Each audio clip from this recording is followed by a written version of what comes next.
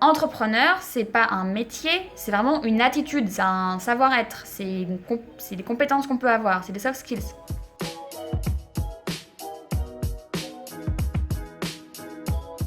Bonjour, Éléonore Blondeau, 28 ans, slasheuse en direction marketing, communication et stratégie industrielle.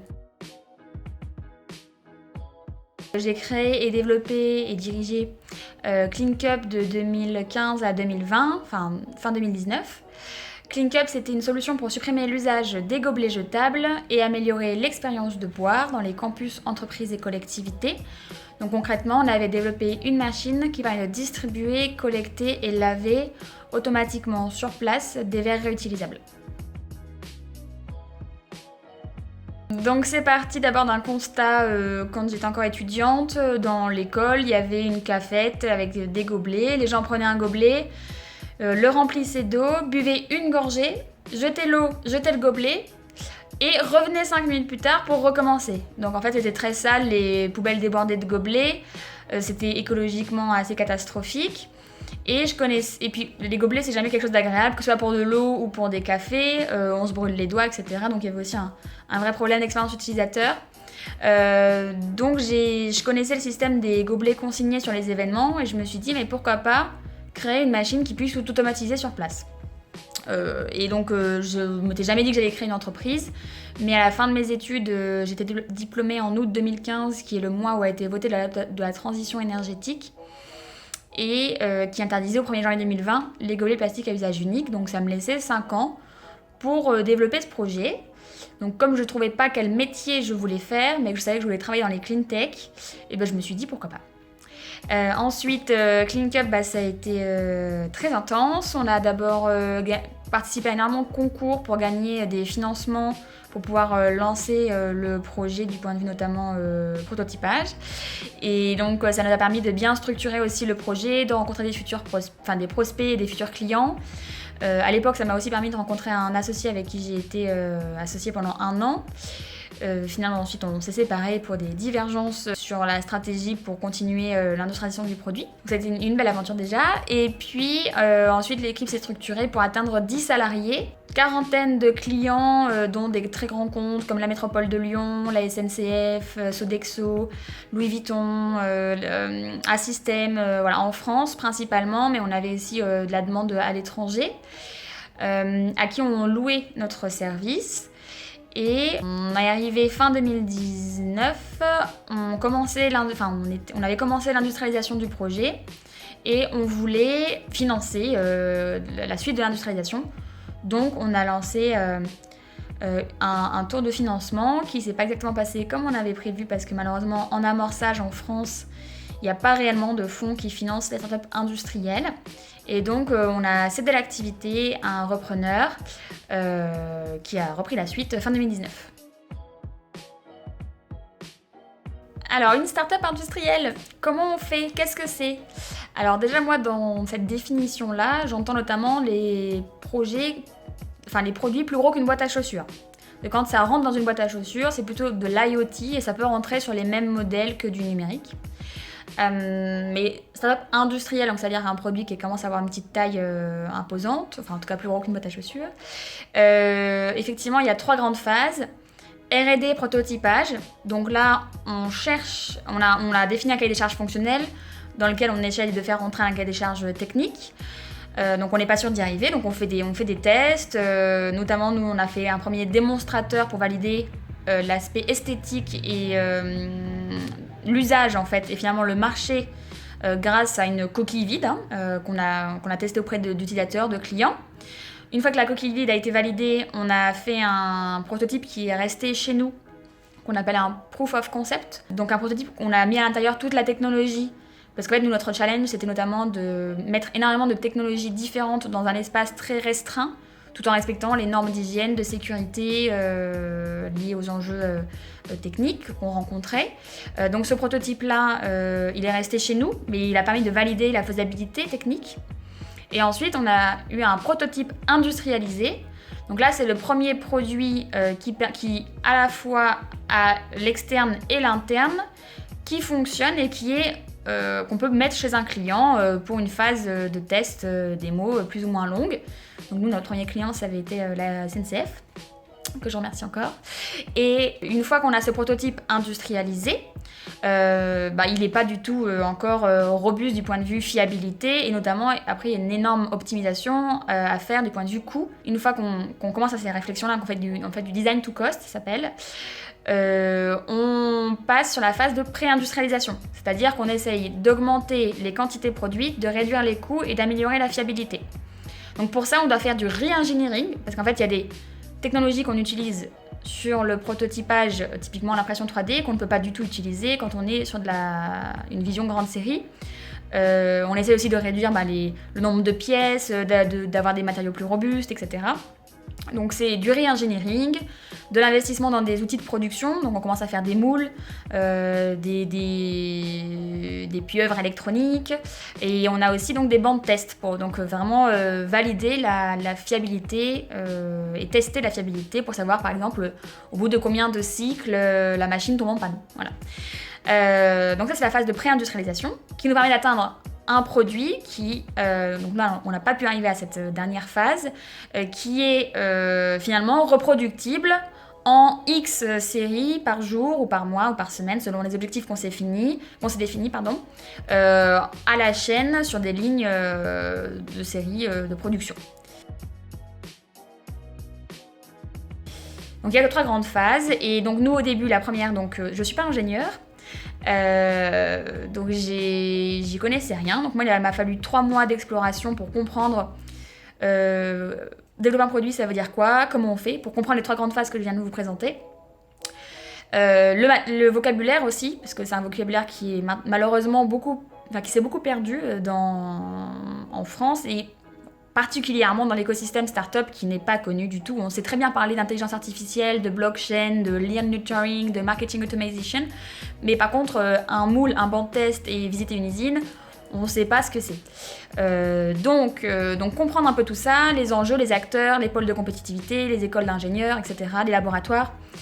Et donc une fois que j'avais compris ça, j'ai compris qu'il me fallait beaucoup d'argent. C'est pour ça que j'ai commencé à faire beaucoup de concours. J'ai eu la chance parce qu'en fait dans les programmes d'accompagnement de l'époque, donc en 2015, ça a changé maintenant, mais en 2015 dans les programmes d'accompagnement startup, on pouvait très facilement apprendre à faire un BP, de la propriété intellectuelle, des landing pages, du e-commerce, etc.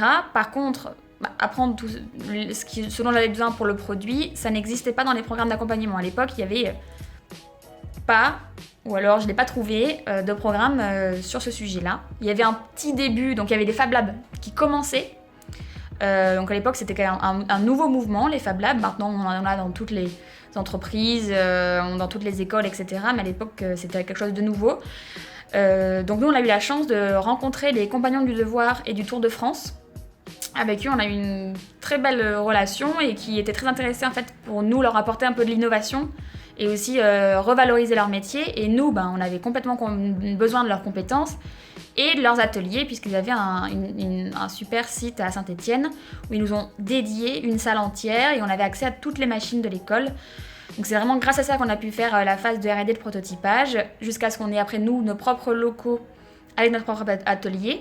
Et là, ça a été encore un petit challenge parce que, en fait, les ateliers industriels en France, en dessous de 500 mètres carrés, ça n'existe quasiment pas. Donc, vous n'avez que des surfaces de bureaux qui font moins de 500 mètres carrés.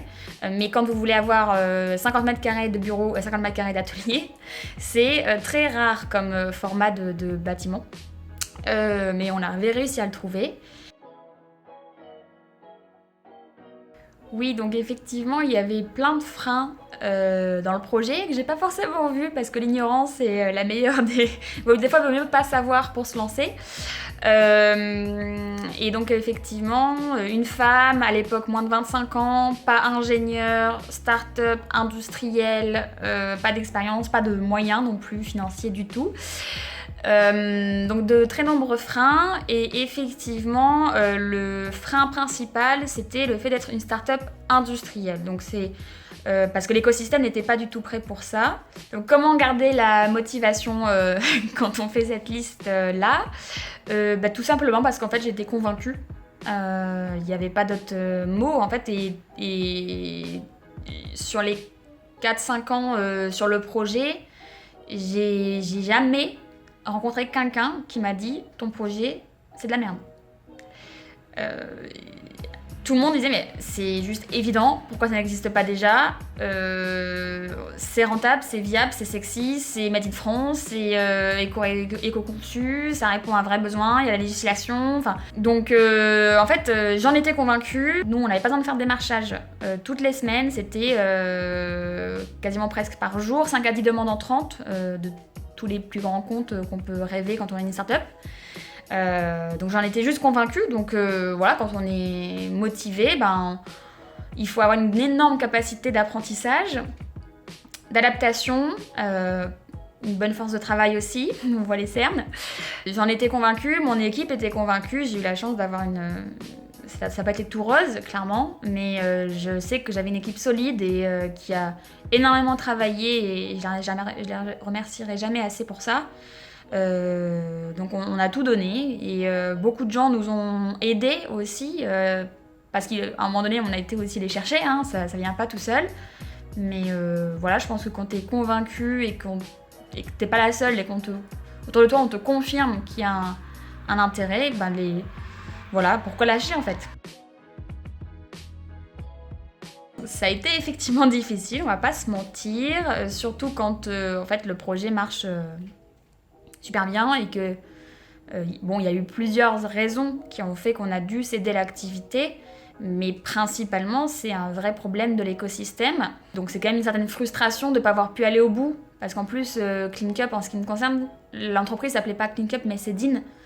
Et CleanCup c'était qu'un premier produit de ce qu'on souhaitait faire avec Cédine. On avait beaucoup plus d'ambition de développer. En fait finalement on voulait se positionner comme le leader mondial du réutilisable. C'est d'ailleurs pour ça que j'avais internalisé mes ingénieurs dans l'entreprise, parce que je voulais développer des compétences sur lesquelles pouvoir retravailler, rebondir et développer d'autres activités. Donc c'est plus une énorme frustration de ne pas avoir pu aller au bout de ce projet-là et puis des autres qu'on avait en tête. Après, ceux-là pourront peut-être toujours voir le jour à un autre moment. Bon, après, beaucoup d'apprentissage, je pense que j'en ressors beaucoup plus forte encore. Et puis, c'est pas un échec, quoi. Enfin, moi, ça aurait été un échec si j'avais des regrets. Alors même si maintenant il y a beaucoup de choses que je ferais différemment, j'ai aucun regret parce que toutes les décisions que j'ai prises pendant CleanCup, je les ai vraiment prises en faisant de mon mieux, en étant le plus honnête possible et avec les informations que j'avais à cet instant T. Maintenant, il y aurait vraiment plein de choses que je changerais, mais j'ai pas de regrets parce que j'ai tout donné, quoi. Et je continue de tout donner dans mes autres activités aujourd'hui. C'est comme ça que je suis, je vais toujours à fond, peut-être des fois trop,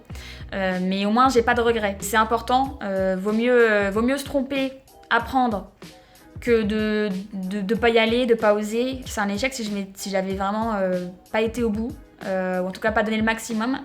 Et j'ai donné le max, donc c'est pas un échec, c'est une grosse leçon d'apprentissage et c'est que de l'expérience pour la suite. Aujourd'hui, je suis donc slasheuse, j'ai plein d'activités différentes, je suis en CDI 2 jours par semaine dans une start-up lyonnaise en tant que directrice marketing et communication. Alors, dans le numérique, ça a été un gros choix personnel d'accepter ou pas cette proposition. Et je vais vous dire pourquoi j'ai accepté, parce qu'au début, ça m'a vraiment posé question, parce que ça fait quand même quelques années que je me disais, mais pourquoi eux ça marche et pas nous dans l'industrie? Et en fait, j'ai accepté parce que le CEO de la boîte a une vraie valeur, une vraie vision éthique du numérique, qui est pour moi celle que tout le monde devrait avoir dans ce secteur-là. Aussi parce que ça me permettait de mieux comprendre pourquoi ce secteur-là, ça marche. Et pourquoi on n'arrive pas à développer les startups industrielles alors que, soi-disant, on encourage la French Fab. En fait, on encourage la French Fab des industriels qui sont déjà existants et qui sont déjà gros, mais on n'encourage pas du tout. En fait, on encourage, même si on met énormément d'argent pour sauver les industriels actuels qui sont peut-être dans des filières qu'à un moment donné, il va falloir accepter que c'est la fin de cette filière-là. Et on met 0 € dans la création de nouvelles filières qui pourtant nécessitent les mêmes compétences humaines. Parce qu'on parle souvent de l'emploi, mais c'est pas le nombre d'emplois qu'il faut sauver, ce sont les compétences. Et les compétences dans l'aéronautique ou l'automobile, ce sont les mêmes que dans le secteur de la réutilisation par exemple. C'est de la mécanique, de la mécatronique, de l'électronique, de la transitique, enfin, ce sont les mêmes compétences. Donc en fait, et peut-être que les emplois dans l'automobile ou l'aéronautique vont être supprimés, Mais ces personnes-là, elles vont pas rester sans emploi parce que leurs compétences vont être en fait déplacées dans une autre filière qui, elle, ne demande qu'à exploser. En fait, aujourd'hui, en France, en plus, on est assez leader au niveau mondial sur ces questions-là. Donc, je suis chez Watcha pour aussi découvrir pourquoi l'industrie, enfin, pourquoi le numérique et pas l'industrie. Ensuite, je suis freelance en marketing, communication et stratégie industrielle pour des clients en région parisienne et en région lyonnaise. Que ce soit des startups, des ETI, des fonds d'investissement ou même des collectivités. Ça peut être de l'opérationnel, du stratégique, c'est très varié. Et après, j'ai décidé de prendre un peu de temps pour moi et donc des activités plus associatives, notamment en lien avec la permaculture, mais aussi dans une association qui s'appelle Aremax, qui vise à sensibiliser à l'éco-responsabilité événementielle. Et puis une activité encore un peu plus fun, je suis crêpière professionnelle. Donc je fais des crêpes, le week-end et ça change un peu. Alors, comment on s'organise quand on a 5 activités qui n'ont rien à voir? Il y en a même une 6e, c'est que je donne aussi des cours. On s'organise avec un Google Agenda. Je ne peux pas vivre sans mon Google Agenda. Voilà, donc chaque chose que je fais dans ma vie est effectivement dans mon Google Agenda, que ce soit privé ou pro. Et en fait, moi, ça m'éclate de me dire qu'un jour, je suis en talons aiguilles à la Défense et que le lendemain, je suis en train de traire des chèvres en Ardèche. Ça me permet d'avoir des activités qui sont très cérébrales ou très manuelles. Néanmoins, le manuel peut être parfois très cérébral aussi. Et en fait, je pense que c'est pas adapté à tout le monde. C'est comme l'entrepreneuriat, c'est pas fait pour tout le monde non plus. Il se trouve que moi, ça me convient bien de pouvoir switcher d'environnement, même de personnes, d'entourage, très facilement.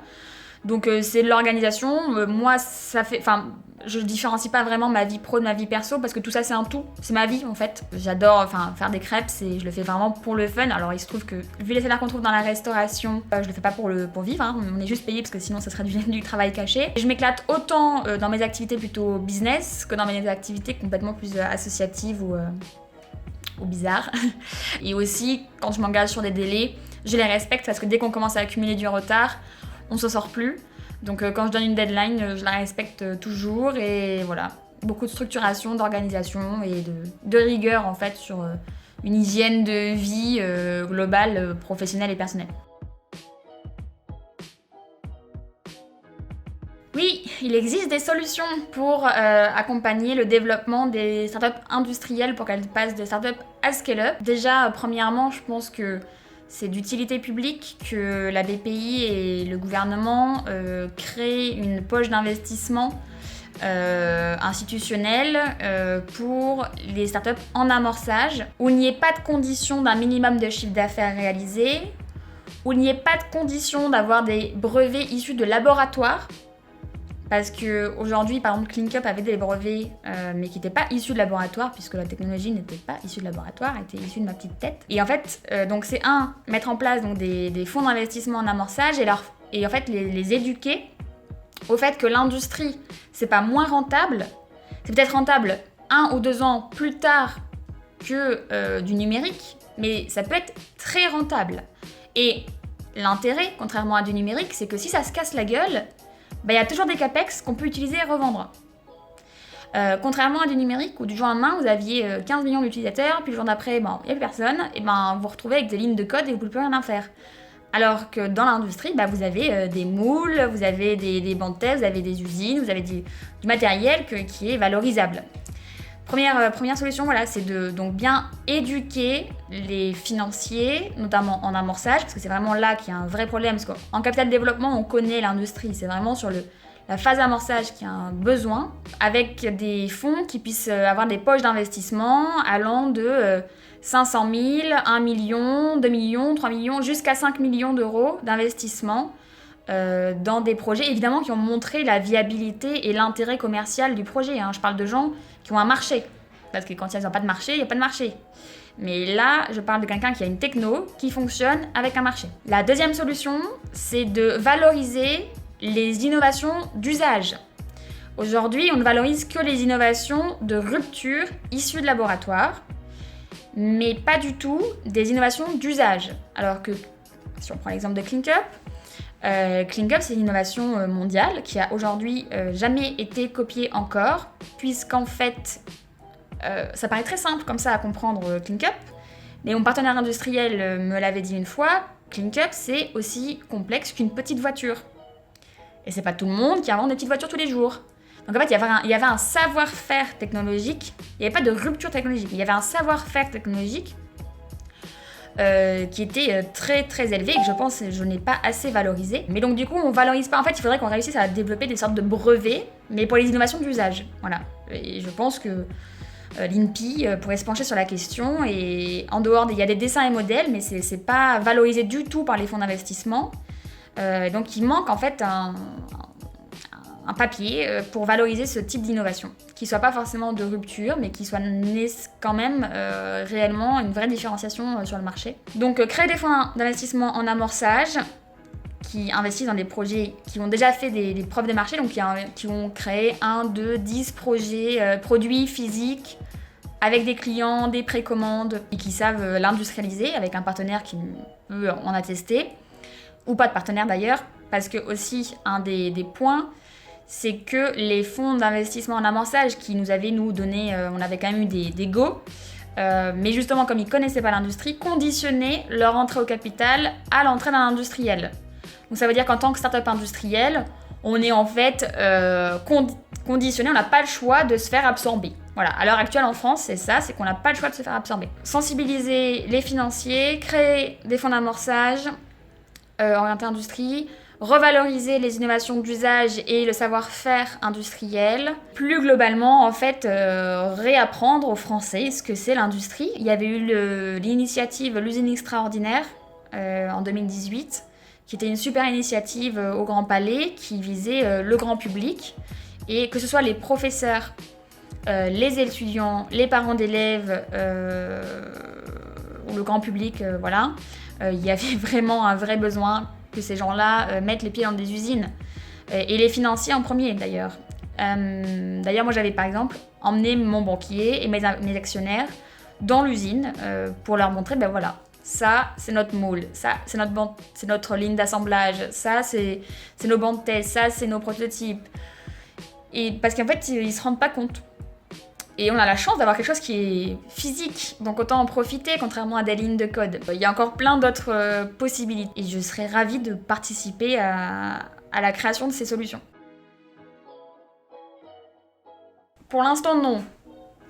Pour l'instant, j'essaye de valoriser justement ces 4-5 dernières années très intenses. Et j'ai la chance d'avoir déjà de belles opportunités sans devoir prendre part personnellement dans des projets, mais en étant toujours partie externe. Par contre, toujours dans les innovations technologiques à impact positif pour l'environnement, donc ce qu'on appelle les clean tech.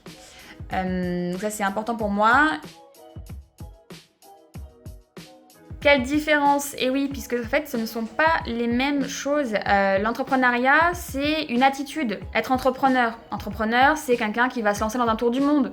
Quelqu'un qui va tout plaquer pour devenir éleveur de dauphins. C'est quelqu'un qui va organiser toutes les fêtes de famille. L'entrepreneuriat, c'est quelqu'un qui se bouge, qui saisit les opportunités, qui prend des initiatives, qui prend des risques, qui sait s'entourer, qui sait apprendre rapidement. C'est ça un entrepreneur, pardon. Et donc c'est vraiment une attitude. On parle d'ailleurs d'intrapreneur. C'est quelqu'un qui entreprend dans une organisation. Donc entrepreneur, c'est pas un métier, c'est vraiment une attitude, c'est un savoir-être, c'est des compétences qu'on peut avoir, c'est des soft skills. Par contre, chef d'entreprise, ça c'est un métier. Et ceux qui ont créé leur entreprise et qui en sont à la direction, ce sont des chefs d'entreprise entrepreneurs, mais si vous prenez tous les grands dirigeants des grands comptes du CAC 40, ce ne sont pas des entrepreneurs, ce sont des managers. Ce sont de très bons managers qui sont devenus chefs d'entreprise. Mais donc, il faut vraiment bien différencier le métier de chef d'entreprise, qui a un rôle d'assumer les responsabilités, de représenter, de déléguer, de manager, de planifier, de celui de l'entrepreneur, qui prend des risques, saisit les opportunités, apprend, rebondit, etc. Qui est donc une attitude. Donc ça, c'est vraiment important. Donc, entrepreneur, chef d'entreprise, tout à fait différent. Écologiste optimiste. Clean tech. Clean tech, c'est vraiment le terme historique pour des technologies à impact positif pour l'environnement, qui est souvent mal utilisée et simplement cantonnée aux technologies liées à la transition énergétique, alors que clean technology, ce sont toutes les technologies à impact positif pour l'environnement. Et green tech, on l'entend un petit peu aussi, mais c'est un terme qui est beaucoup plus récent et qui est beaucoup moins détaillé ou précis que celui que peut l'être clean tech historiquement. Donc je dis bien entreprendre et pas créer une entreprise, c'est tout à fait différent. Moi je vous encourage à entreprendre, je vous encourage pas forcément à créer des entreprises si vous n'êtes pas prêt ou voilà. Donc entreprendre, allez-y, testez, faites des tours du monde, organisez des mariages, des bar mitzvahs, tout ce que vous voulez, faites des projets, testez des choses, partez à l'aventure. Ça, c'est que du bonheur sur le chemin. Et puis si voilà, ça ne finit pas comme vous voulez, dans tous les cas, c'est de l'apprentissage et ça vous sera très utile et très valorisable aussi. C'est important, on a tout en temps peur de son employabilité. Mais quand vous savez justifier un projet de pourquoi vous l'avez fait et ce que vous en avez appris et retenu, vous êtes à tous les coups beaucoup plus employable que beaucoup de gens sur le marché. Et donc par contre, créer une entreprise, ça c'est tout autre chose. Et moi je vous encourage à le faire quand vous êtes prêt à y sacrifier beaucoup de votre vie personnelle, à manger beaucoup de pâtes, à dormir peu. Et en fait, il n'y a pas de meilleur âge pour entreprendre, parce que quand on est jeune, on a peut-être plus d'énergie, mais on a moins d'expérience, on a moins de réseau, on a moins d'argent. Par contre, on est plus souple, on connaît mieux les technologies, on s'adapte plus rapidement, on est plus curieux.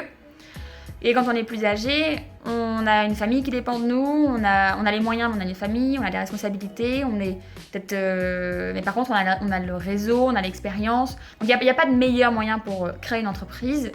C'est vraiment quand vous êtes prêt à y aller et que dans votre entourage, les gens aussi sont prêts à vous accompagner. Parce que c'est important, l'entourage, c'est ce qui fait beaucoup de si ça arrivera à tenir par la suite ou pas, parce qu'en tout cas, vous aurez besoin d'eux, c'est sûr. Et eux, il faut qu'ils soient prêts à vous supporter, psychologiquement et physiquement, quand vous pétez des plombs aussi, ou quand vous passez vos soirées à pleurer. Ça va arriver, il y aura aussi des belles soirées où vous ferez la fête, mais malheureusement, parfois, elles sont peut-être un peu moins nombreuses, mais meilleures quand elles arrivent. Donc, entreprenez dès que c'est possible, allez-y, donnez la chance à vos rêves, quoi. Tout le monde me demande en ce moment, mais pourquoi des crêpes ? Je dis, les crêpes, ça rend heureux. C'est tout. Pourquoi se poser plus de questions ? Il suffit de faire une activité qui soit viable. On ne cherche pas forcément la rentabilité, mais plutôt la viabilité. Et les crêpes, c'est quand même assez viable, voire même très rentable quand même. Donc voilà, pourquoi les crêpes ? Parce que ça rend heureux, c'est tout. Pourquoi vouloir tout le temps avoir des explications plus compliquées ? Vous avez envie de faire des choses, faites-les. Évidemment, il faut qu'il y ait une viabilité. S'il y a une rentabilité, c'est encore mieux. Mais voilà, donc faites-vous plaisir. Laissez libre cours à votre imaginaire. Et après, si vous voulez créer une entreprise, c'est un engagement différent encore, qui n'est pas moins ou mieux, c'est différent. Et ça, c'est quand vous êtes prêt. Voilà. Bon courage.